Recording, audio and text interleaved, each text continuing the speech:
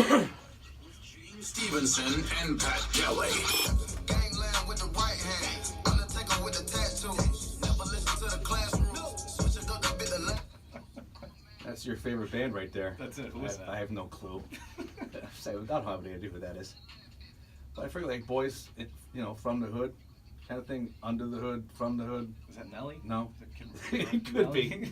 What's going on, James? Not much, man. How was your New Year's? It was great. Yeah? I stayed out of trouble. I didn't. The years of going to parties where someone uncontrollably cries at midnight because they're so sentimental about the New Year is over. It's so annoying, right? You went to that party when I was there? Oh, yeah. Were you there? Oh, I'm so glad 2017 is over, man. I'm looking forward to a new one. Oh, that's nice. Sometimes a nice quiet night in it. Did you do anything exciting? I played Monopoly with my 6-year-old. My wife fell asleep. So it was pretty good. Tell me exactly what we wanted. We played, we legit stayed in, played a bunch of board games. So we're not very exciting people. Please tell me that you defeated your 6-year-old at Monopoly. I'm not going to say who won or lost. I'm going to say it was a really good game. Okay. And, and I'm just going to leave it at that. It's not about winning. Anytime you play a game, it's just about being in there and experiencing it. She's pretty good. Keep telling yourself that, buddy. That's what it is. Look, I do want to mention before we get in here, someone had some disparaging remarks about the Despacito chicken on your Facebook page. They didn't like the Despacito chicken. Why? What's wrong with it? Because they're haters. Come on, man. I just get a little taste. You know what? It doesn't matter what you do at all in life. There's always going to be somebody that's going to complain about it, right? And you could try to, you can continue to try to do everything right for everybody, right? So we could stop playing Despacito chicken, which I'm totally against. Right. And somebody's going to complain because we get rid of Despacito chicken, and you continue to play it, and this one guy is not going to like, then don't listen to the show then if you don't like the Despacito chicken. Okay, that's my word of advice for you. We got a bunch of really good questions, which we'll get to right after this. Despacito chicken. What's not to like about that? It's hilarious. And we're back. Welcome to Boys Under the Hood. James Stevenson from Precision Auto Repair in West Springfield. We're taking your car care questions at Lazer99.3.com, where you can log on to the Precision Auto Repair Facebook page and submit them there. Let's jump right in. Leonard from Chicopee drives a 2004 Chevy Blazer. He says the check engine flashes intermittently. Whenever he's traveling 45 to 55 miles an hour, he accelerates, the check engine light will flash at least 5 times and then turn off. He says he's been experiencing it for a few months. What's going on there, James? So flashing is bad, all right? Check engine light can come on, and you may see it come on. It'll stay on for a while, and that could be something bad. But other times people say, well, the light came on and then it went off. If the light is on and you're driving and it's flashing, that's usually an indication of something that's really bad and potentially really damaging. You need 3 things for a car to run. You need air, you need fuel, and you need spark. From there, what happens is you're not burning, like no car ever uses all the fuel that goes into the engine. There's systems that help recycle that and then burn it off and all that good stuff, right? We won't get into all that. But what happens is when a car begins to misfire, it's not burning that fuel. So it's just getting dumped right into the exhaust, and then the exhaust can't quite handle it. You have these things called catalytic converters, and they're supposed to burn that up. There's a lot more to it, but you get the point. When all that fuel just gets dumped in there, it actually causes that cat to heat up a lot hotter, and it can destroy it. It'll destroy O2 sensors, it can destroy your engine, it can do a lot of damage. So when you have a check engine light that's on and just flashing like that, you ultimately want to either just pull right over or get, if you're just close to a repair shop, you're going to want to get in there somewhat quickly and get that taken care of. The flashing is really, really bad. Some people like to go to, like their mechanic. You want to get it towed. If not, most shops will be able to at least scan your car and tell you what that misfire is, at any point in time. So definitely get it looked at. You need to get it looked at right away. Yeah, you need to get it looked at right away. It's not something that you want to say, well, I'm 2 hours from home, I'll see if I can make it. We had a car with a similar story like that recently, and the guy says, well, the light came on and I had to drive it for a little bit, and then, and then I brought it in. His little bit was like a month or a month and a half or something like that, and he traveled to Boston and back every day. And what he did was he ultimately destroyed his engine. One of the valves, that's a part in the upper end of the engine, basically it just broke off, a piece of it broke off.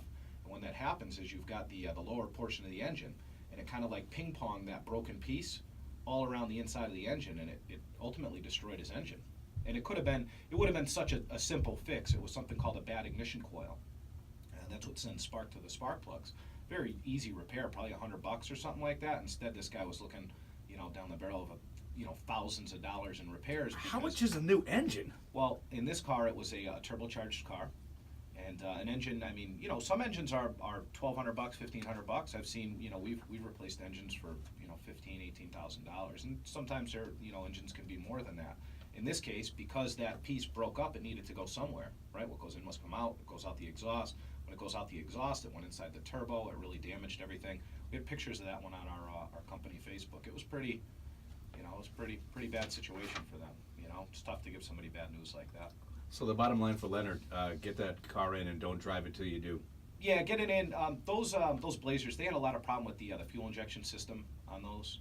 I believe that's an S10 Blazer that you're driving, but they had a lot of problem with those fuel injection systems. It looks like a little octopus, but they all clog up with carbon and gunk. Sometimes they just don't work. They leak internally. There's a million little things that go wrong with that, but not that I'm saying that's what it is, but that's a very common issue with that. So should you get it looked at, make sure they take a look at that and make sure that's okay, but I'm sure they will. You're listening to Boys Under the Hood with James Stevenson from Precision Auto Repair.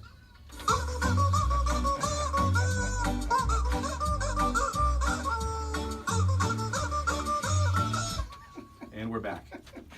So I wanted to share this story with you because it's a true story. Yesterday, there's been some spots on our driveway. Yeah. And we recently picked up a truck, and we've had it for a few months. It runs great, all the good stuff.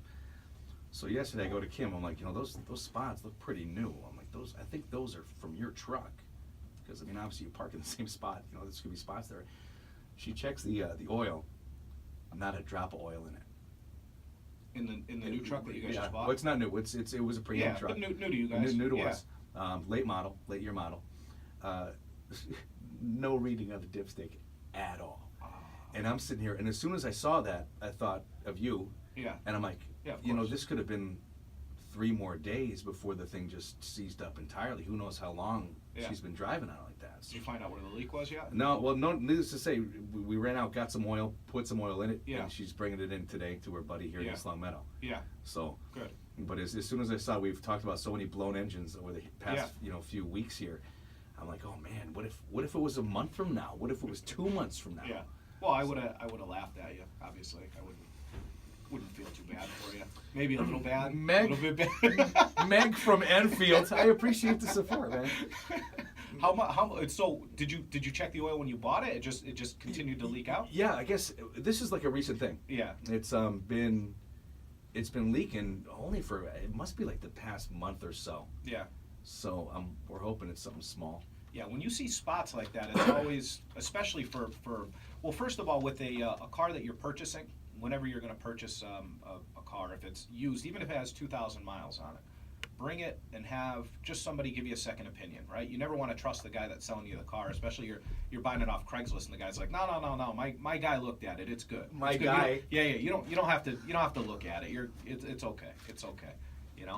Have somebody just give you a second opinion. You're normal. A lot of people have a normal garage that they go to. If not, obviously you can use us. If not, we can recommend you to some other really, really good shops in the area. Like I've said before, we live in an area where there's a lot of really, really good shops. There really are. While I'd love everybody in the world to come to us, we couldn't possibly handle that. But I can tell you there are some really, really good shops right in East Long Meadow, West Springfield, Agawam, Springfield. I mean, they're everywhere. Wherever you want to live, there are some good shops. But have somebody check, your vehicle out when you purchase it, so that way you can see stuff like that. Right. Because then you can kind of use that as like a bargaining chip. If you're paying, say, $10 for a car, figuratively speaking, right? You're paying $10 for a car, and it's going to need $2 in repairs.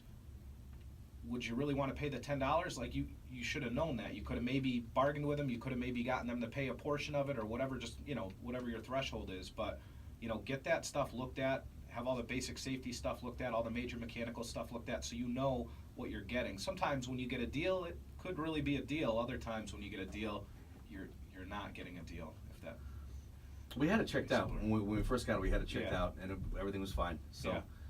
And cold too. Sometimes cold can play a factor in that. You can get little things that'll that'll crack and break. This is extreme cold that we're facing here. We're not always used to this. Thinking about it, that is really when it started happening, when we started getting into the single digits and the below zero temperatures overnight. Yeah. Because those things, a lot of the gaskets and stuff, they're older gaskets were cork, and now a lot of them are mostly rubber or silicone, and they don't like incredible heat change. So when you're driving it and it goes from 180, 190, 200 degrees when it's running down to, what was it, on my way in, I think it was -5. That doesn't happen in a matter of minutes, but it happens pretty quickly. And when something gets that hot, it expands. And when it gets that cold, it contracts. And, there's only so much room for play and give there. And the gaskets eventually can swell, crack, shrink, crack, whatever it would be. So maybe that's what happened there, I'm curious to see what they find. Keeping my fingers crossed on it, really. Yeah, probably something simple. Let's get back to the questions. Meg from Enfield, she drives a 2011 Ford Explorer. She says, over the past few days, my truck is making crazy squeaking noises in the morning. Just like over bumps or whatever, it doesn't start the same in the morning. Seems to start much slower. But that's pretty normal for the cold, right? Dude, it is so cold out. Your car is going to do different stuff, right? It doesn't, like, you don't like the cold, and your body is a little, your car is the same thing, and most people, they park their cars outside, and even if it's in a garage, it's still really, really cold. So there can be a problem, right? It's possible you could have a problem. It's possible you could have a problem with your battery or something like that. It's possible it's just cold, And we had a customer bring a car in the other day, and it was something similar. And she said, my car's never made this squeaking noise before. When she first gets in the car, a very similar concern. It's never made this squeaking, and it only started doing this in the past day or so. You try to tell her, look, like, you gotta just wait a couple weeks until we're out of this, whatever we're in, and that noise will go away. And she didn't. She insisted there was something wrong. We let it sit in the shop for a couple hours. It warmed up. We drove it, and the noise went away.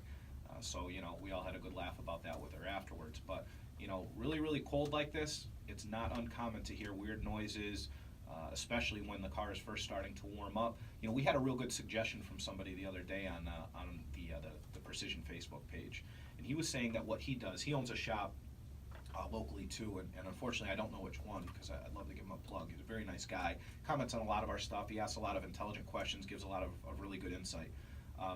One of the things that he said that he does is when he warms up his car, he'll warm it up for like 10 minutes, and then he shuts it down, right? And he shuts it off, and he lets the vehicle, what's called heat soak, right?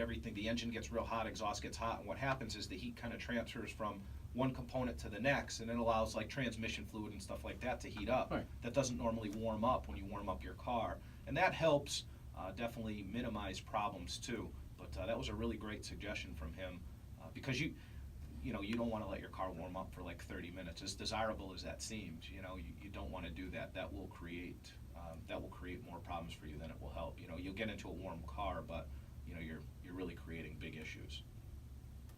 So that's that. Just warm it up. Can you warm it up? Can you stick around for a second? I just got to run some spots here, do some sports. We'll be back with more Boys Under the Hood. Is that your favorite song right there? Rap song? Yeah. Yep. There we go. Yeah, I play this one regularly. We gotta get you some headphones so you can hear what's going on, man. It's 8:41. Welcome back to Boys Under the Hood. James Stevenson from Precision Auto Repair in West Springfield. Taking your car questions. You can submit them at Lazer99.3.com or just log on to the Precision Auto Repair's Facebook page and submit them there.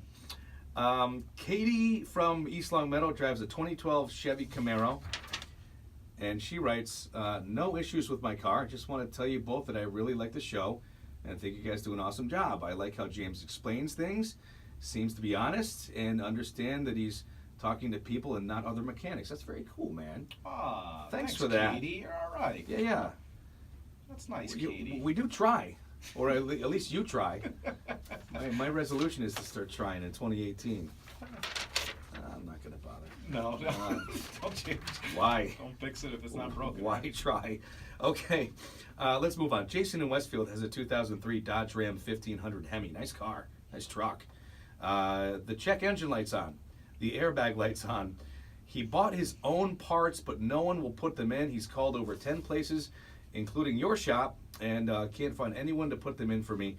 On a side note, the girl at your place was the nicest of all the places I called, so that was a positive. Now, Yeah. is that something that shops steer clear of? If someone buys their own parts and says, "Look, I got these parts, I want you to put them in," what's your response to that generally? No. Just no. Absolutely not. No, definitely not. Why is that? Well, I mean, there's a couple of reasons, right? The goal is always to fix the car. And sometimes the customer's goal is to, and this, right, this will sound sensitive, right? The customer's goal, and not every customer, right? Some people's only goal is to check a box. And what I mean by that is they want to get the cheapest price and they want the part put in the car. And that may not be beneficial to you to do that, right? Because there are different quality levels for parts and there's different quality levels for technicians, right? Somebody that may not really know much about cars but says that he can do a brake job, for the cost of a case of beer or something like that, may be able to put the parts on the car, but it may not be done right. You know what I mean? And you'll save a few bucks having that done, but they're not going to last and they're going to make noise, and now you've got a new problem that you never, had before and all that good stuff. So unfortunately, we see that stuff a lot of times too. But now and then that's on. They want that to be on you. So someone else diagnoses the problem. Yes. The person buys their own parts based on their friend Larry, who for a 12-pack diagnosed it. Right. And then they bring the parts to you and they're like, put them in. Yeah. And now you own it as soon as you touch it. I've been screamed at by people, right? Somebody will call up and they'll say, hey, look, my car is not starting. My car's not starting. I need to know how much it is to put in an alternator.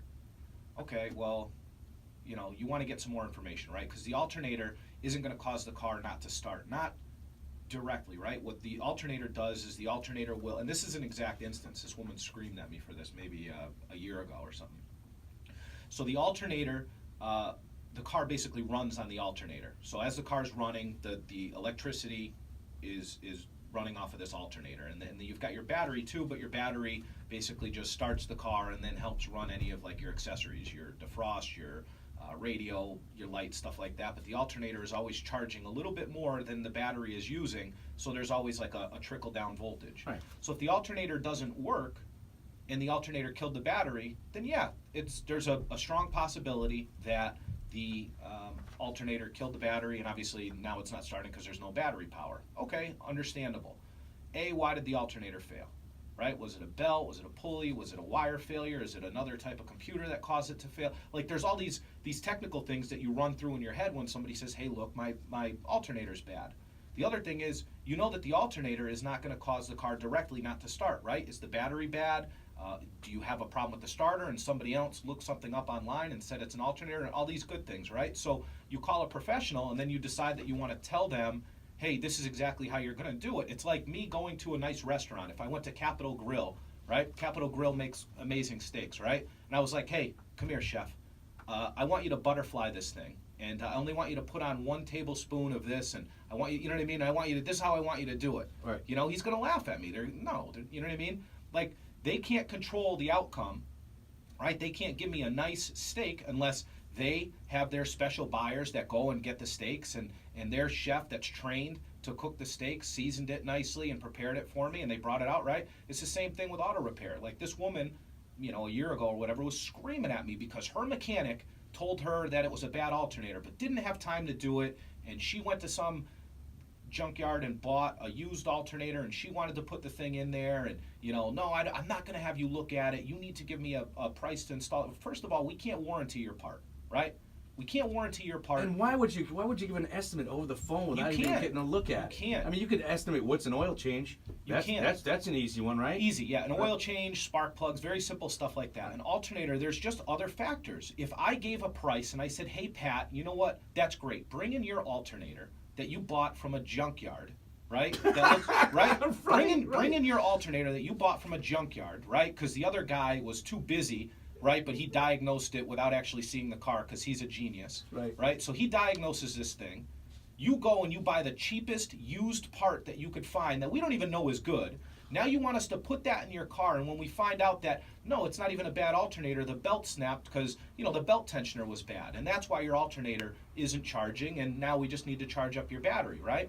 So I give you a price to bring in the car, to put in your junk alternator of $10. You get there, and now, we got to replace something different, and maybe that ends up being more or whatever. Or the worst, right? So then you're like, oh, well, they got me in the door for $10 and then they charged me $12. Yeah, because we didn't know what was wrong with it. Right. And the worst thing that could happen is now we give you a price of $10. We say, Pat, yep, we'll put in your piece of junk alternator, right? Your piece of junk used alternator, and we'll put that in your car and we'll do it for $10. And you say, you know what, $10 is too expensive. I'm going to bring it somewhere else. So now you bring it somewhere else. We've never seen the car. You bring it somewhere else, and they're like, yeah, it was this bad belt, and it cost me, $2 to get that replaced. Precision tried to rip me off. So you just don't even get involved in any of that. It's just Look, it's a bad business that you most get shop, yeah, involved in. and it's great to be thrifty and it's great to shop around. Absolutely do that, right? But don't tell a professional how to do the job for you. Like, let them do the job, and if you're not confident in their ability to do it, you're at the wrong shop. Use another one. Call them up and tell them, hey, look, my car won't start, and I'd like to get it in, and have them figure it out for you. If you're trying to control it by purchasing parts, and then sometimes people will purchase wrong parts, they say it's an alternator and they bring you a starter, or there's different options, you know what I mean? An alternator may be 120 amp and you get 110 amp, it's not going to fit, different connectors. It's just a million problems. So us, personally, I don't know about every other shop out there, but it sounds like this guy ran into that with, what do you say, 9-10 shops, something like that. We will not ever install any customer supplied parts. Never. Not once, ever, never. Not going to happen. Not even wiper blades, No. because there's a gray area there. Once you say, yeah, Pat, you know what, I'll put in your wiper blades for you, right? And now we put on your wiper blades, and then you come back a month later and you say, well, can you put the alternator on? And then they say, well, you say you don't use my parts ever, but you used my alternator. It's not, like, we can't control the outcome. I can't promise the car is diagnosed properly if our techs don't diagnose it. I can't promise that your part is going to last, right? What if it is the alternator? We put the alternator in, a week later it fails. You come back, you point the finger at me. You guys didn't put it in right. No, you got one that was used, and it's 300,000 mile alternator, you know what I mean? What would you say about a mechanic that would be willing to just put in an alternator that someone just brought off the street? Good for him. Great. That's awesome. Do it. Best of luck. Yeah, do it. Call us later on. Yeah, call, and I'm, look, if a mechanic is willing to put in your used parts, it doesn't make them a bad mechanic. Some people are just, they're fine with accepting that amount of liability. Us, we want a perfect product every single time, and I know that is, like, that bar, we set that bar really, really high, and that may sound crazy, and sometimes we don't hit our own bar, right? Sometimes we make mistakes, right? It happens, Yeah. But we fix them. I can't guarantee that we're going to be perfect. I can't guarantee that we're going to be able to honor because we have a lifetime warranty at our shop. I can't do any of that with your parts. I can't promise that the car is even going to be fixed, right? If it's not the alternator and we just go ahead and throw an alternator in, it ends up being a starter or just a bad cable or something, you know what I mean? It just, like, if you want your car fixed properly and you want to save more money, bring it to a professional and let them handle it right from start to finish. Because now you're driving around with a car that you've got whatever your own parts for, who knows what the parts are and who knows what the issues are. You're going to hope that they're just going to install that stuff and everything's going to be perfect.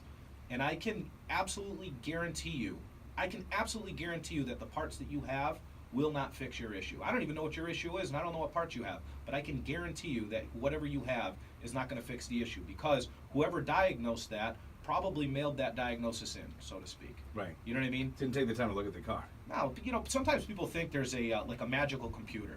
They can go to a local parts store, and the local parts store is going to pull codes, right? What codes are, it's a sequence of numbers that your computer stores, and it says, hey, look, I've got a problem over here, or I've got a problem over there. It doesn't tell you exactly what the issue is.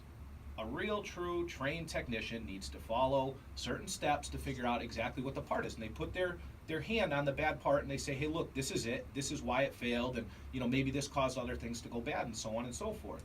What a parts store does is they say, okay, well, you got this code and this is what we normally see, and they print you out a list and they say, buy all these parts, or buy a couple of these parts and put them in, and hopefully that will fix it. What happens is now you get very frustrated because you put an oxygen sensor in a car, you put a mass airflow meter in a car, you put, an intake air temp, so you put all these sensors in the car, and you wasted all this money and you wasted all this time trying to do this easy stuff, and you basically just wasted money because you've got like a broken vacuum hose somewhere that caused all the same issues. Let a plumber fix your toilets, let the electrician fix your lights, let the mechanic fix your cars. Stop, like if you have a hobby and you want to try to tinker around, that's fine. But this guy, like, he's saying that he's stuck, right? He's frustrated. He's called 10 shops. No one's willing to put these parts in. Well, everybody else can't be wrong. There's a reason why they're not doing it. And this is the reason. There's a huge amount of liability in it, right? What if we put on brake pads and for some reason a brake pad falls apart? Very extreme example that probably would never happen. What happens if that happens, right? And then the guy gets into an accident, crashes, something like that. That's just very dangerous, high liability stuff. That's just not what we want. I cannot control the outcome of a repair if we don't control it from start to finish, being diagnosis, top quality parts, and then, verification from a trained technician. It's very, very tough. One of the things that I love about having you in here is you're very, and you can see the video on his Facebook page after this, just how impassioned you get about this, because you want to do the job right. I mean, at the end of the day, you want to do good work, right? You want people to be happy. You want them to come back. You want it to be exactly perfect. And perfect doesn't always happen, but you want to be there. Yeah, we are a good shop because the people that we hire, right, and the people that have been with us forever, legitimately care, right? They legitimately care about the customers. They care about the customer's experience. We care if we make a mistake and the customer calls and says, "Hey, look, you just put this part on my car to fix this noise, and now it's still making the noise." As much as I'd like to say that stuff never happens, it's happened at our shop. It's happened at every single shop. If somebody says it hasn't, they're flat out lying, right? So, when that stuff happens, like, we take it very, very personally. We wouldn't feel comfortable putting out a subpar product, right? I wouldn't feel comfortable for your safety if I'm using like inferior, just cheaper quality stuff. Like, while cheaper parts may hit a price point, why? Like, why is it cheaper, right? Is it lower quality? Is it used? What is it? You know what I mean? And just because something's cheap doesn't always mean that it's bad, but when you're looking at, we'll use the example for alternators, right? We have a customer, or a bunch of customers. We had a customer, we replaced an alternator in a Volvo. The alternator was like $800. $800 just for the alternator. That doesn't include labor or tax, any of that good stuff like that that's included in it, right? Just the alternator, $800, right? Straight from the dealer. He goes online and he says, "Well, I found one for $75. Something's off. You know what I mean? Like, we're going to put the part in your car that, came in the car when it was new, and then we're going to warranty that. There's something off when you got this thing for $75. It shows up in a plastic bag. On Craigslist. Yeah, Craigslist, yeah. The guy says, "We'll fit most makes and models." Right. Yeah. One size fits all. Yeah. May require slight modification. Wow. $75. So just trust the shop that, I don't know who diagnosed it for you. Maybe you want to have somebody properly diagnose it. We'll scan codes for free for any customer, just much like a parts store does. The reality is that some of these parts stores have really, like, they may have technicians that just don't want to work on cars anymore, and they like giving advice, and that's great. And there are a lot of those guys out there. So I'm not bashing parts stores or anything like that. I think there's a lot of really good ones, and they've got very passionate people working there too. What I'm saying is that when somebody just gives you a code and then they give you like 10 possible things and they say just buy the parts, like, what is their motive? Do they just want you to fix the car, or do they just want to sell you the parts? Because if it doesn't get fixed when you replace part A that costs you $100, and then they sell you part B and that's another $100, and you're spending all this time outside and freezing trying to put these things on and looking it up on YouTube how to do it and everything else, like, how much is your time worth to you? How much is your sanity worth to you? It's true. Sure, somebody else can do their brakes for them, but we do that all the time, and we know it's what they do.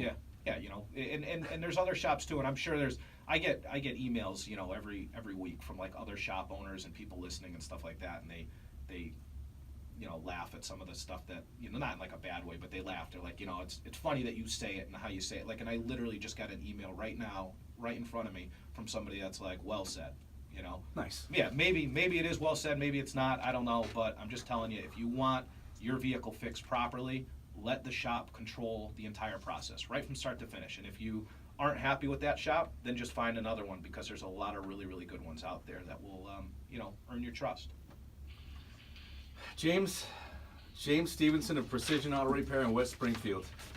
It's Boys Under the Hood. You can submit your car care questions at lazer99.3.com or on its Facebook page. We're running out of time here, man. That's it, dude. Is that okay? That's it. It's fun. good. It's good hanging with you. I really do. I appreciate your honesty, man. It's nice to see, because I think I've mentioned this before. When I was a kid, my father had a very good relationship with our local mechanic, and he would always say to me, one of the things that you need to have in life is a mechanic you can trust. Yeah. So I appreciate your honesty here. Oh, thanks, with all the questions. You can submit your questions on James' Facebook page. It's Precision Auto Repair in West Springfield, or log on to lazer993.com and do it there. Do you want to give out the $25 gift card? I do. Who do you think should get it this week? I think we should give it to the lady who was nice to us. The lady who was nice to us. You want to she do? should. You know what? I feel like Jason with the Ram is in like. Probably needs it more. He needs it more. You know, he's stuck. He's got these parts that no one's going to use for him, and he at least needs to get his car diagnosed. So, Jason, why don't we do this? We'll diagnose your car for free, right? We'll diagnose your Dodge Ram for free, and then we'll give you the $25 coupon to use towards the repair. How's that sound? Get out of here, man. That's fair, I like right? that a lot. Fair? Are you kidding me? Probably a couple $100 for you, Jason. Thanks, James. We'll see you next week. Boys Under the Hood on Lazer 99.3.